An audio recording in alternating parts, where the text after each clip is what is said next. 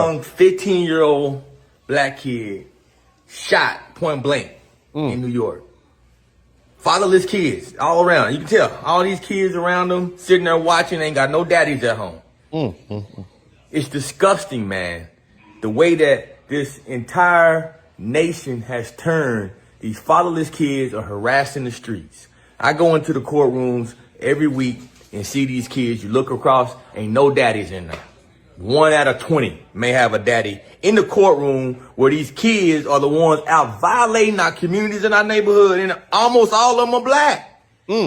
But then we want to talk about all these social justice issues and these issues and that issues. The issue is we ain't got black daddies in the house. And see, here's the thing, and look, we do have some black daddies in the house.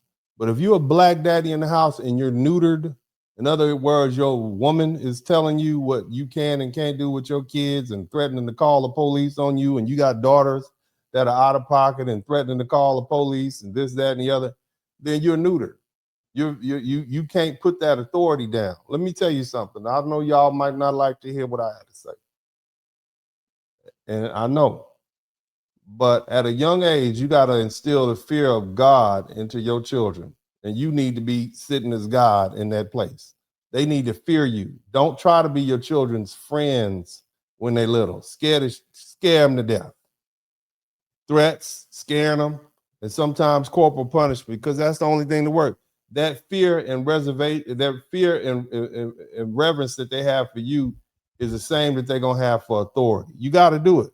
You can't be a daddy and be the good guy in the relation. You can't be the good guy. You're not their friends. There'll be time enough for you to be friends with your children when they become adults. As their children, you don't need to be their friends. And the respect they have with you is going to be the same respect they have for authority. Their teachers, the cops, the other law enforcement figures they deal with, other adults. That's how you do it. And I know that's not popular to say. And we got a lot of mothers who will jump in and say, oh, you being too hard on my baby. You saving your son's life, especially. You saving your daughter's life. I'm trying to help y'all. It's hard to raise children in 2026. But what we can't lose is the fact that the kids need to learn to respect authority. You don't have to like what I'm saying. I got 3 boys, and I see how it works. I know it worked for me.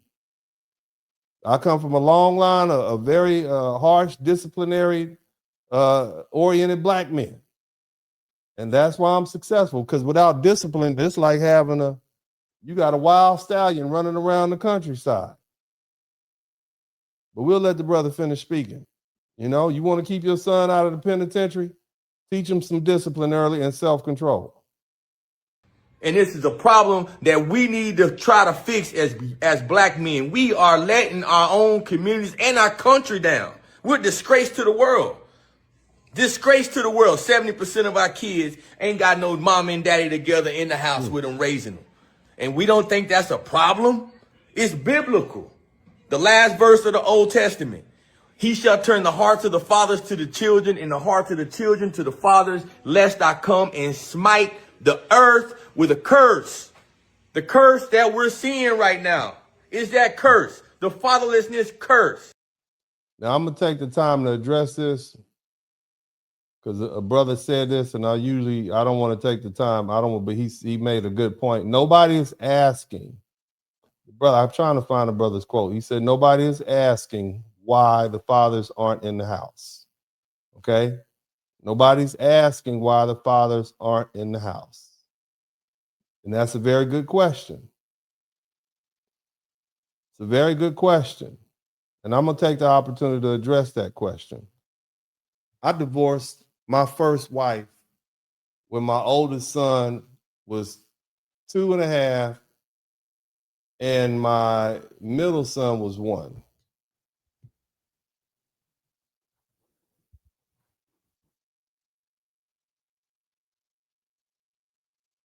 I fought for extra time. I spent money with lawyers. I only had my children on paper 6 days out the month. But what I would do is I would offer to pick my children up from school, which usually lets out daycare, let out, and then they'll get out by 6. So I'd have to pick them up by 5:30 and take them to extracurricular activities that I paid for, like karate and jujitsu and other sorts of sports. That presented me with an opportunity to see my children almost every day, even if they didn't spend the night. So what I did, fellas, was I understood that I was divorced from my ex-wife, but I didn't allow that to separate me from my children. So in effect, I would see my children Monday, I would see them Tuesday, I would see them Wednesday, I would see them Thursday, and maybe I wouldn't see them Friday, but I would see them again the following Monday. Now on those weekends where I had them, I'd see them every day. And in that 30-minute time period, I get a chance to debrief them. How was your day? That 30-minute drive, driving over to the activity, sit on the side, watch them do their activity for an hour, and then 30 minutes driving back home to their mama's house. I made that sacrifice because these are my children. See, you don't ask the question, why isn't the father there? What you do is try to figure out, how can I be present in my children's life? Because kids don't care why you're not there. All they know is you weren't there. They don't care if mama put you on child support. They don't care if, you had a bad relationship with your mom. I didn't even have to see their mother. I simply picked them up at school, dropped them off in front of their house, and they went on in. I watched them walk in, and I went on about my day. I would travel overseas. I'm literally the OG passport bro. I would leave this country. My kids would go home on Sunday at 6 p.m. By Monday at 6 a.m., I was at the airport. And those weekends when I didn't have them, I would take a 9-day trip. But I would be back on Thursday or Wednesday so that I can pick them up Thursday from school just so I can have my 2-hour visit. And everything else I negotiated with their mother home. I did a little tricking on their mama, bought her some gifts, made sure they took her flowers for Valentine's Day, make sure they bought their mama gifts. That's what you have to do. If she has the power, that's what you got to deal with. You got to play the game. I had a whole TV show called Co-Parenting with the Sperlings, dedicated to all the sycophanted butt kissing I did to my ex-wife just so I could have time with my children. Because that's the sacrifice. Big old me with my big old ego had to bow down. And see, now here we are. I have a great relationship with my older sons. Now, my youngest son, because I didn't learn the first time. My youngest son. It's been hell. I've spent $160,000. $160,000 fighting in court for my youngest son. I didn't marry that woman. I was like, I ain't gonna get married. I'm gonna just have a baby. Stupid me. But the bottom line is I never stopped fighting. So my son knows, hey, and eventually began to pay off about 4 years ago. He started having to come out here on a regular basis. Cost me a lot of money. But again, nothing is more important than your children. Some of y'all live in the same town with y'all baby mamas. Let's just keep it 100. Some of y'all, I was once told, man, you got to keep it the way you got her. If you was tricking and paying, keep tricking and paying so you can see your kids. You got to appease that taming of the shrew. You got to do what you got to do. It's not going to last forever. The truth is, from about 1 to 10 years old, 11, 12 years old, that's when you need to spend an intense amount of time with your children. Really, for fathers, it's somewhere, especially boys, from about 4 to about 14. After that, they don't need you anymore like that. They know who their father is. They have a relationship with you. But you have to make that sacrifice. Otherwise, your seed, your legacy, and I've already told you guys the most important thing to me is my legacy, which means, and the most important aspect of that is my children. And you have to put your children first. It's no longer about you. It's no longer about your ego.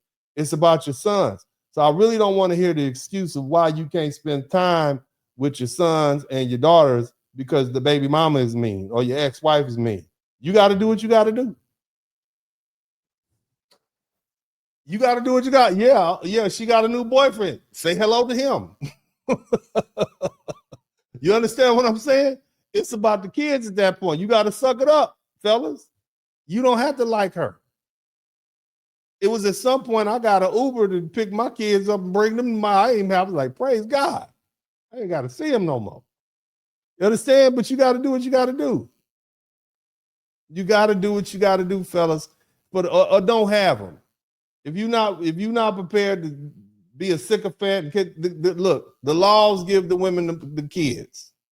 And the truth is you want it that way. Let me be honest. I know I shouldn't be going on over there. Oh, Lord, let me. You don't want to watch them kids. You don't want to take those kids when they got ear infections. You don't want to do that. You don't want to do that, fellas. We see how fathers watch their kids. Get up. All right. Hold on there. We don't, you're not prepared to do that. You prepared to do what society typically says. Work, get up, make some money, pay your little child support.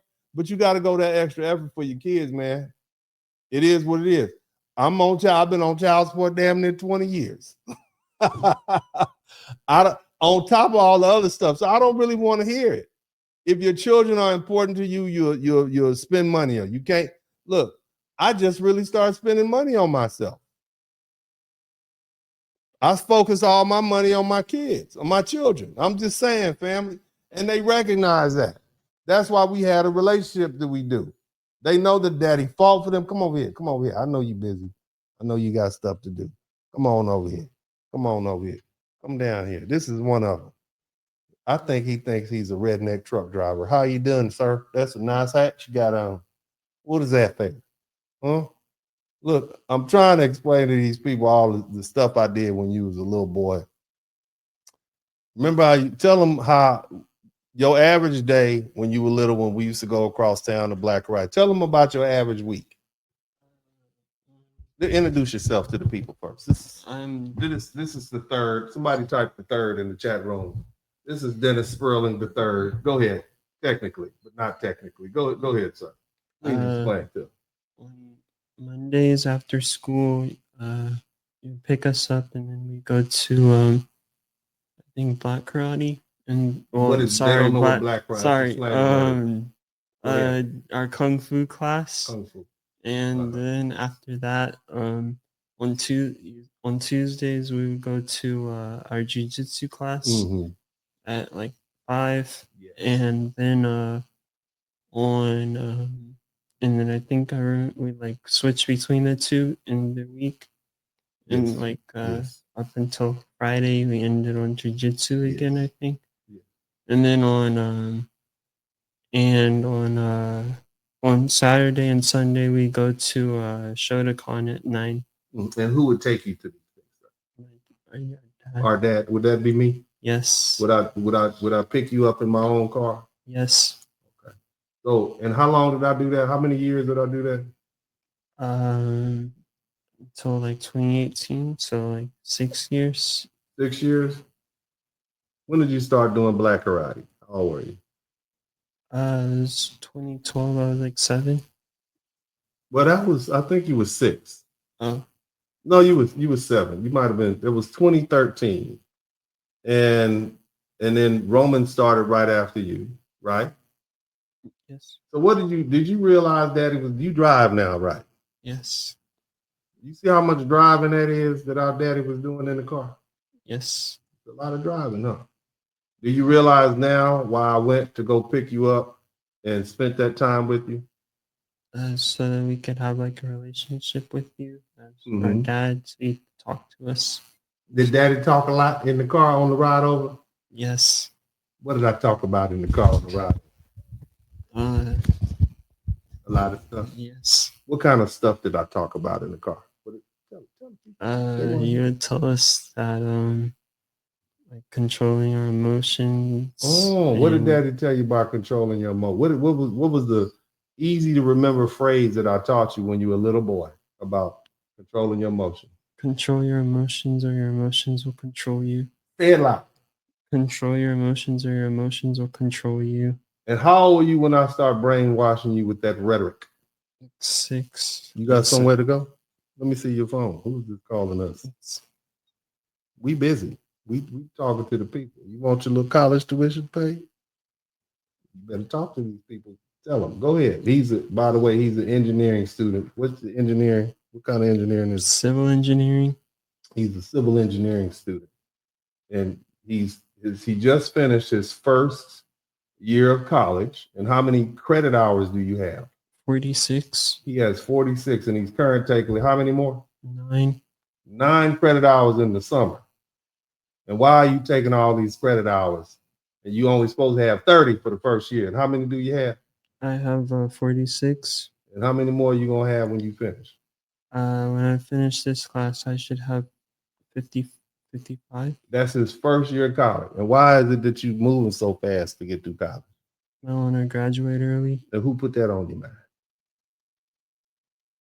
Both of us. Oh, boy, you trying to, boy. Anyway. I didn't- All right, man, I'm going to let it. He got stuff to do. He's a college man. But my whole point is, man, say this. Did that help us form a relationship that because of those little times I spent with you, did that help you learn your daddy more? And you think you'll be the same person if I just saw you 6 days a week, like the schedule said, do you think we'd have the same relationship?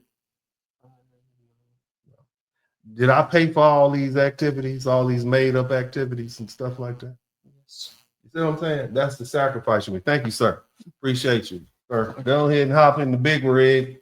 Get anyone wants to send him a trucker hat, go ahead. I'll make sure he goes ahead and wears that for you. If you have a trucker business or something like that. See you later, sir. Please don't park on the grass with your big rig.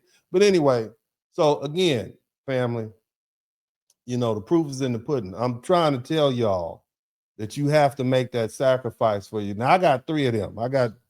That was this one. I got that one over there and that one over there. He's very soft-spoken, very quiet, very kind young man. He just started his own little construction business. I thought that was pretty cool. But anyway, family, like I said, you got to make that sacrifice for fatherhood. And that's one of the keys moving forward in the Black community.